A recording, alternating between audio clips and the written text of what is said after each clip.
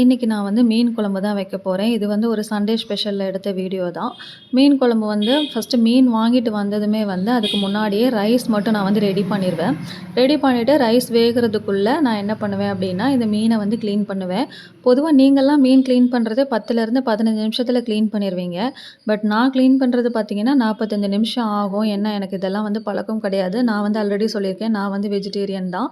என் husband வீட்டுக்கு வந்ததுக்கப்புறம் தான் வந்து இதெல்லாம் கொஞ்சம் கொஞ்சம் சாப்பிட ஆரம்பிச்சேன். இப்போ 2வது குழந்தை பிறந்ததுக்கப்புறமா சுத்தமா நிறுத்திட்டேன்.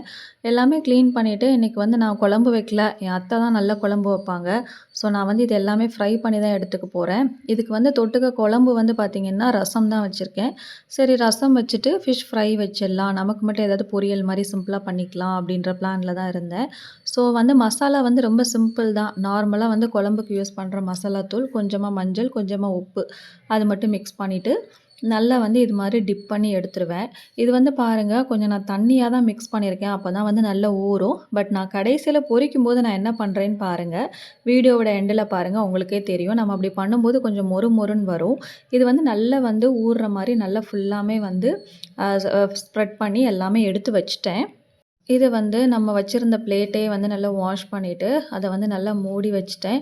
கிட்டத்தட்ட ஒரு 30லேருந்து 40 மினிட்ஸ் வரைக்கும் நான் வந்து நல்லா ஊற விட்டுருவேன். ஊற வச்சுட்டு நம்ம வந்து பொரிக்கும்போது அப்போ தான் அந்த டேஸ்ட் எல்லாமே மசாலால வந்து இறங்கும். பட் நான் வந்து இவ்வளோ பார்த்து பார்த்து செய்கிறேன். பட் நான் அதில் ஒரு பீஸ் கூட எடுத்து சாப்பிட மாட்டேன். அப்புறமா ரசம் வைக்கிறதுக்கு வந்து பார்த்திங்கன்னா, பூண்டு, மிளகு, சீரகம், கொஞ்சமாக வந்து தனியா, அப்புறமா வந்து வத்தல், அப்புறம் கொஞ்சமாக கருவேப்பிலை கூட நான் சேர்த்துப்பேன். அது எல்லாமே சேர்த்துட்டு நல்லா கிரைண்ட் பண்ணி எடுத்து வச்சுருவேன். இது வந்து மையாவும் அரைக்க மாட்டேன். நான் ஆல்ரெடி வந்து ரசம் வீடியோ நான் உங்களுக்கு டீட்டெயில்டாவே அப்லோட் பண்ணியிருக்கேன். செக் பண்ணி பாருங்க. சென்னை பீப்பிள்ஸ் இது மாரி வைக்க மாட்டாங்க. நான் வந்து திருநெல்வேலி ஸ்டைல்ல எங்க ஊர் ஸ்டைல்ல தக்காளி ரசம் தான் வைப்பேன். அதுக்கு வந்து 2 தக்காளி ஃபர்ஸ்ட்டெல்லாம் வந்து எனக்கு சரியா அதாவது என்ன குவான்டிட்டில செய்கிறோமோ அதுக்கு தகுந்த மாரி எத்தனை வெங்காயம் போடணும், எத்தனை தக்காளி போடணும் அப்படின்றதெல்லாம் எனக்கு தெரியாது. ஒவ்வொரு டேஸ்ட் மாறும்போது நானா வந்து எல்லாமே கத்துக்கிட்டது தான். முக்கியமா வந்து என் அம்மா சொல்லிக் குடுக்காதத கூட நான் வந்து கத்துக்கிட்டது இந்த யூடியூப் மூலமா தான் வந்து நான் கத்துக்கிட்டேன். என்னோட அத்தைக்கிட்டேயுமே வந்து சமைக்கும்போது நான் அதிகமா இருந்ததில்ல. அதனால எல்லாமே நான் யூடியூப் பார்த்து தான் நான் கத்துக்கிட்டேன். தொட்டுக்கிறதுக்கு வந்து முட்டை வந்து ஒரு சைடில அவிய போட்டிருந்தேன். ரைஸும் ரெடி ஆயிடுச்சு, முட்டையும் ரெடி ஆயிடுச்சு. பாத்திரம் எல்லாமே வந்து கழுவி எடுத்துட்டேன்.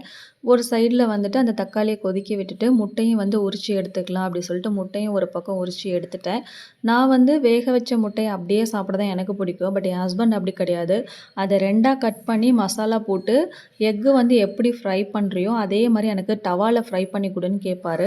அவருக்கு மட்டும் நான் அது மாரி ஸ்பெஷலா பண்ணி குடுப்பேன். என் குழந்தைங்க அது மாரி சாப்பிட மாட்டாங்க, காரமா இருக்கும் சொல்லிட்டு.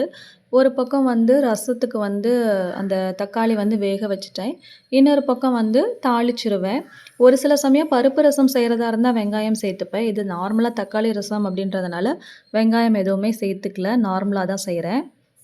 நீங்க நெறைய பேர் நெனச்சிருப்பீங்க, "என்னடா இது எல்லாமே குட்டி குட்டி பாத்திரமா இருக்கு.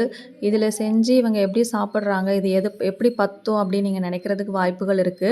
பட் உண்மை என்னன்னா, இதிலயே எங்களுக்கு மிச்சம் வரும். ஏன்னா, நாங்க அந்த அளவுக்கு சாப்பாட்டில வந்து சூர புளியெல்லாம் கிடையாது. ரொம்ப மினிமமா தான் சாப்பிடுறதே.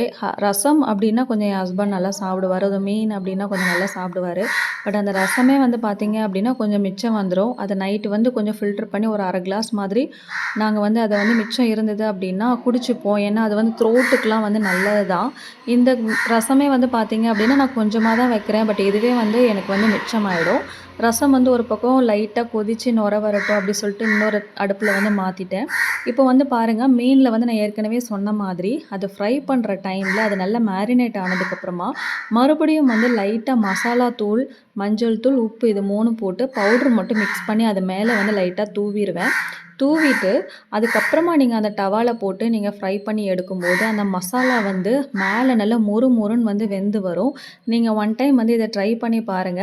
பட் கரெக்ட்டான கன்சிஸ்டன்சி வந்ததுக்கப்புறமா நீங்க அந்த பவுடர வந்து தூவணும். ப்ளஸ் அதில உப்பு, மஞ்சள் தூள் 2மே கரெக்ட்டான அளவுல மிக்ஸ் ஆயிருந்தா மட்டும் தான் டேஸ்ட் நல்லாயிருக்கும். அப்படி இல்லன்னா அங்கங்க உப்பு வந்து ஒரு மாதிரி டிஃப்ரெண்ட்டா தெரியும். கரெக்ட்டா ஒரு வாட்டி ட்ரை பண்ணி பாருங்க. ஸ்மால் அமௌண்ட் ஆஃப் மீன் எடுத்து நீங்க பண்ணும்போது, நான் சொன்ன இந்த ஐடியா வந்து ஃபாலோ பண்ணி பாருங்க.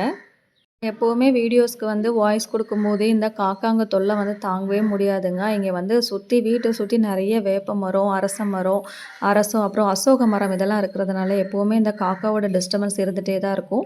சண்டே ஸ்பெஷல் வந்து ரசம், மீன், முட்டை இது எல்லாமே வச்சு சாப்பிட்டாச்சு. அடுத்த விலாக்ல பார்க்கலாம். பாய்.